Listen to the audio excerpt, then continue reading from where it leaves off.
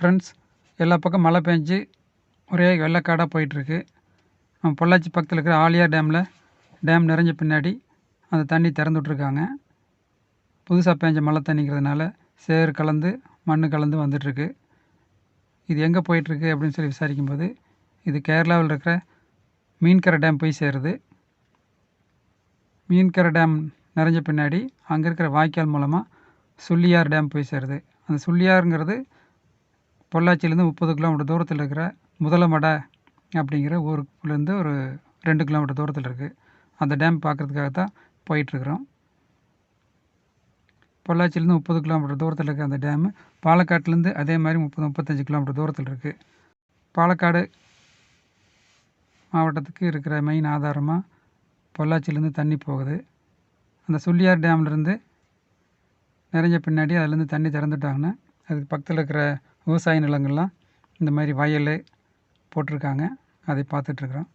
அதை பார்த்துட்டு டேம் சைட்டுக்குள்ளே நுழையிறோம். டேமுக்குள்ளே நுழையும் போது பார்த்தா முன்னாடி மீன் குஞ்செல்லாம் வளர்த்துறதுக்கு நிறைய தொட்டி கட்டிகிட்ருக்காங்க. அந்த மீன் குஞ்சு அந்த தொட்டியில் வளர்த்தின பின்னாடி அதை கொண்டு போய் அந்த டேமில் விட்டு அந்த டேமில் இருக்கிற மீனை ஏலத்தில் விட்டுறாங்க. அங்கே இருக்கிற ஆலமரம் பார்க்குறதுக்கு அருமையாக இருக்குது. அது கடந்து உள்ளே போச்சுன்னு சொன்னால் டேம் சைட்டுக்குள்ளே வந்துட்டோம். இந்த டேமுக்கு பேர் சுள்ளியார் டேம். இது காயத்ரி ப்ராஜெக்ட் அப்படிங்கிற ஸ்டேஜில் கட்டியிருக்கிறாங்க. இதோடைய total catchment area 298 square kilometre. இது தண்ணி தேங்கி நிற்கிற ஏரியா 410 ஏக்கராவில் இருக்குது. அதாவது 165 ஹெக்டர். இது கெப்பாசிட்டி எவ்வளோன்னு சொல்லி விசாரிக்கும் பொழுது அது 13.7 மில்லியன் மீட்டர் கியூப் அளவுக்கு தண்ணி இங்கே தேங்கி நிற்கிது. இங்கே மேசன்ட்ரி செக் டேம் கட்டியிருக்கிறாங்க. சிமெண்ட் போட்டு கட்டின செவுத்தோட மொத்த நீளம் 555 மீட்டர் நீளத்துக்கு கட்டியிருக்கிறாங்க. அதே மாதிரி 2 பக்கம் இருக்கிற மண் மேடைகள்லாம் எவ்வளோ நீளத்துக்கு போட்டிருக்கான்னு பார்த்தா 1220 மீட்டர் நீளத்துக்கு மண் மேடை போட்டிருக்காங்க. ரொம்ப நாளாக இந்த டேம் மெயின்டைன் பண்ணாமல் இருந்து இப்போ தான் புதுசாக தண்ணி நிறைஞ்ச பின்னாடி பெயிண்ட் அடித்து இதை அழகுபடுத்திகிட்ருக்காங்க.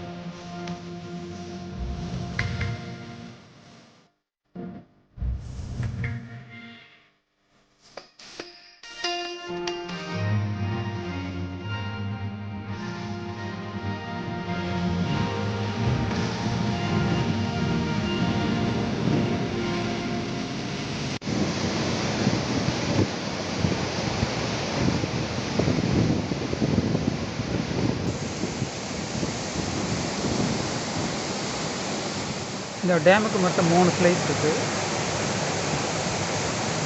தண்ணி குறைவாக இருந்துச்சுன்னா ஒரு ஸ்லைஸ் திறப்பாங்க. இப்போ 3 திறந்துருக்காங்க. 3 நம்ம திறந்துருக்கிறத பார்க்குறோம். ஒவ்வொரு ஸ்லைஸும் 1.5 மீட்டர் சைஸு வச்சுருக்காங்க. ஸ்பில்வே ஹெட்டு 7.3 மீட்டர்ஸ் இருக்குது.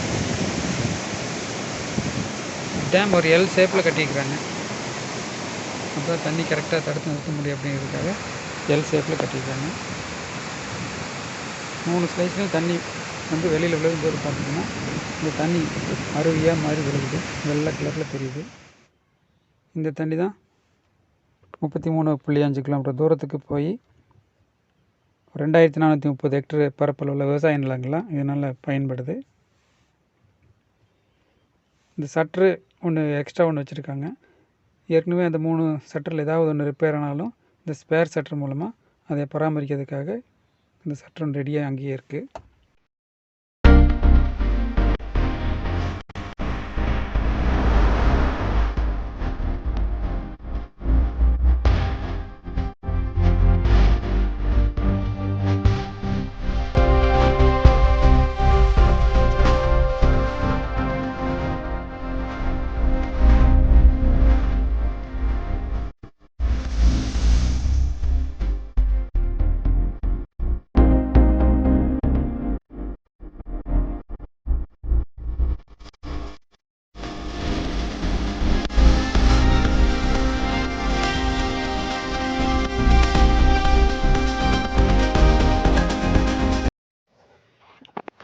சுள்ளியார் மேடு அப்படிங்கிற இடம் டேமுக்கு பின்னாடி பக்கம் போகும்போது திடீர்னு மேலே ஏறி ஷார்ப்பாக கீழே இறங்கும் ஒரு த்ரில்லிங்கான ஒரு டிரைவிங் அனுபவமாக இருக்கும். அங்கே இறங்கி போனால் டேமோட சைடு வியூவும் பேக் வியூவும் பார்க்கலாம். முதலமடை அப்படிங்கிற ஊரோட விசேஷம் என்னன்னு கேட்டால், இது ஒரு மேங்கோ சிட்டின்னு சொல்லுவாங்க. நல்ல மேங்கோ சீசன் காலத்தில் பார்த்தா கிலோ 10 ரூபா வரைக்கும் மிக குறைவான விலையில் இங்கே மாம்பழம் கிடைக்கும். மாம்பழ விவசாயிகள் மேம்பாட்டு திட்டம்காக ஒரு தனியாக ஒரு ஆஃபீஸ் இங்கே வச்சு விவசாயத்தை ரொம்ப சிறப்பாக செய்கிறதுக்கான உதவியாக இருந்துகிட்ருக்காங்க. இந்த டேமோட பின்பக்கம் போய் பார்க்கும் பொழுது அங்கே பிக்னிக் ஸ்பாட் மாதிரி மாட்டு வண்டியில், காரில், டூ வீலர்லாம் வந்து இந்த இடத்துல மீன் பிடிச்சி விளையாடி சந்தோஷமாக அனுபவிக்கிறதுக்கு ஏற்றமான இடம். ஈவினிங் சமயத்துலேயும் இங்கே தங்குறதுக்கு பின்னாடி செட்டு போட்டு ஒரு நைட் ஸ்டேயும் கூட இங்கே பண்ணுறதுக்கான வாய்ப்பு இருக்குது.